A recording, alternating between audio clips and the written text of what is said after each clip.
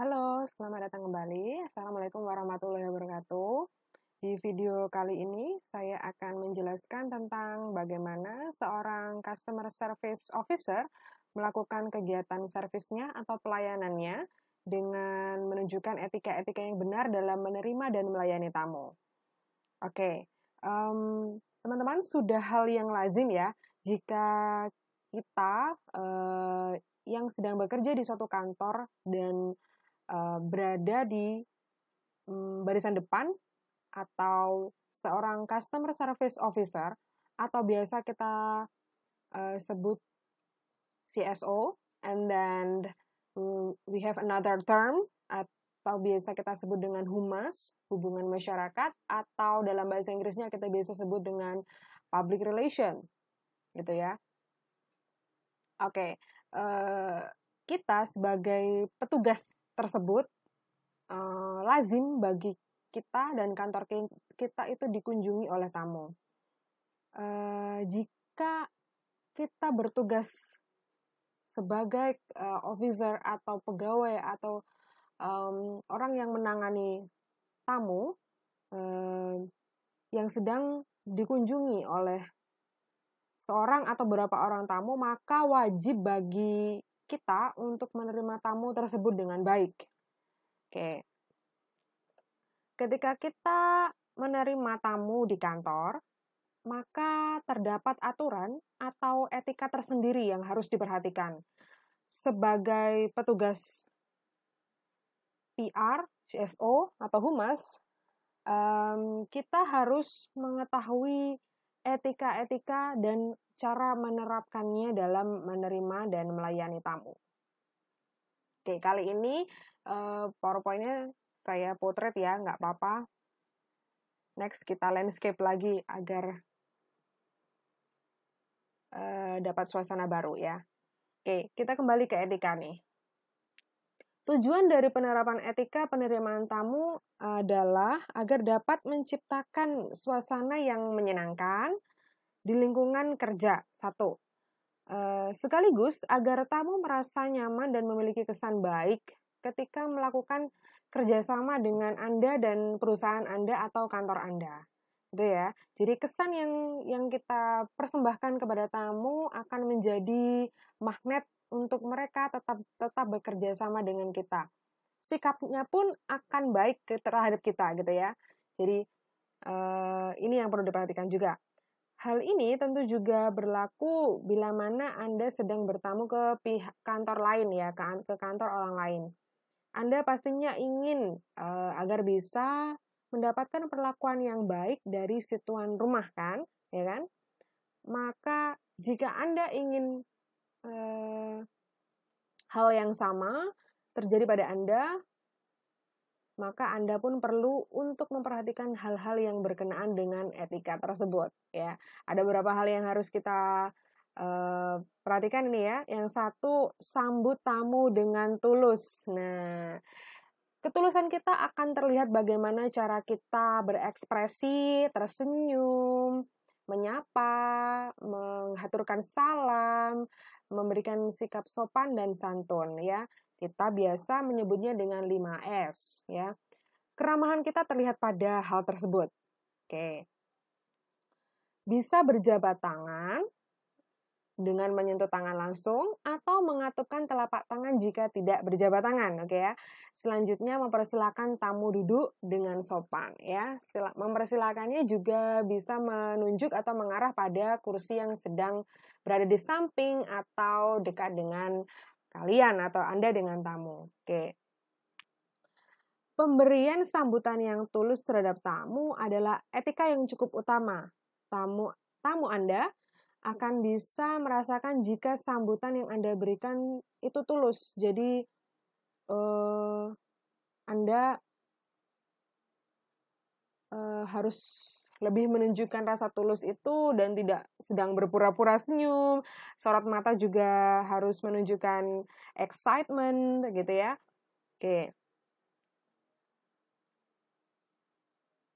Apabila Anda berada di ruangan tertutup ya, maka segeralah beranjak untuk sesegera mungkin menandakan bahwa Anda menghormati tamu. Dengan cara apa? Kalau biasanya di ruangan tertutup, Anda bisa membukakan pintu dulu, gitu ya, atau menyapa dengan ramah, dengan sedikit excited, gitu ya, supaya mereka terkesan dinotis, terkesan diperhatikan, gitu ya. Menerima tamu pada kondisi duduk memang tidak salah. Tapi etika yang lebih sopan adalah lebih baik jika Anda menerima tamu sambil berdiri, memberikan salam dan berjabat tangan di awal perjumpaan ya. Jadi di beberapa budaya di Indonesia, di beberapa etnis ya. Jadi kalau tamu berdiri kita juga harus berdiri, kita harus sopan. Jadi kita harus menyesuaikan pola kesopanan atau tingkat kesopanan di budaya masing-masing gitu ya. Oke. Selanjutnya, menyuguhkan minum di meja front office ya. Menyuguhkan suguhan minuman kepada tamu. Jadi memberikannya juga dengan sopan, tidak tergesa-gesa dan terkesan terburu-buru ya gitu. Jadi selanjutnya mempersilakan tamu untuk meminum suguhan gitu. Oke, kita juga menunjuk pada air minum atau suguhan yang diberikan ya kepada tamu itu sesuai dengan gambar. Oke, jika tamu itu berada jauh di meja kita, maka kita harus mendatangi tamu tersebut ya, menyuguhkannya pun didatangi gitu. Jadi kita harus perlu memperhatikan kenyamanan dari tamu ya. Jadi kita mendatangi tamu, memberikan suguhan pada tamu, dan mempersilakan tamu untuk meminum suguhan dengan menunjuk pada air minum tersebut. Menunjuknya juga tidak sembarangan. Di beberapa budaya kita mengenal tunjuk dengan ibu jari agar terkesan sopan ya. Itu sudah lazim ya di budaya kita. Memandu pengisian buku tamu. Oke, dalam proses ini kita juga bisa bertanya kepada tamu apakah tamu tersebut memiliki janji dengan seseorang di kantor kita, makanya mereka datang ke kantor kita gitu ya. Sambil dipandu mengisi buku tamu, namanya siapa, di kolom buku tamu itu kan ada biasanya tanggal, nomor, terus alamat, instansinya dari mana, kantornya dari mana, dan keperluannya apa. Sambil dipandu untuk mengisi buku tamu, kita juga perlu memperhatikan adanya janji temu. Apabila sudah ada janji temu yang dibuat dan Anda sudah mengetahui identitas tamu, maka Anda tidak perlu lagi menanyakan identitas tamu. Jika sudah tahu ya. Ya, jika demikian akan lebih baik bila Anda menunjukkan bahwa Anda telah menunggu kehadiran tamu tersebut dan langsung mempersilahkan tamu ya menuju ruangan yang dituju. Misalnya ingin bertemu dengan pimpinan, maka kita akan mengarahkan itu ke pimpinan. Tapi kalau belum, kita harus tanyakan terlebih dahulu. Apabila ini satu posisi Anda adalah sekretaris atau asisten pimpinan. Sebaiknya Anda menghubungi pimpinan terlebih dahulu sebelum mempersilakan tamu masuk dan menanyakan kepada pimpinan apakah pimpinan sudah siap menerima tamu yang datang gitu ya. Dan penting bagi kita memperhatikan apabila tamu diharuskan untuk menunggu sebentar dan Anda mempunyai beberapa pekerjaan yang harus dikerjakan sementara tamu menunggu, maka sampaikan pada tamu dengan ungkapan yang baik dan sopan, gitu ya. Oke.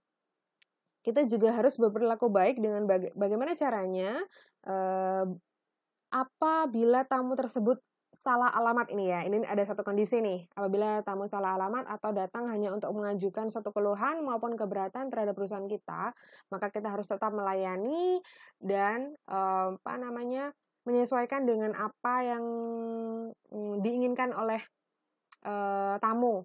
Apabila kita bisa melayani, langsung kita layani. Apabila perlu bantuan divisi lain atau pegawai lain, kita harus tunggu dan memberikan penjelasan dengan baik.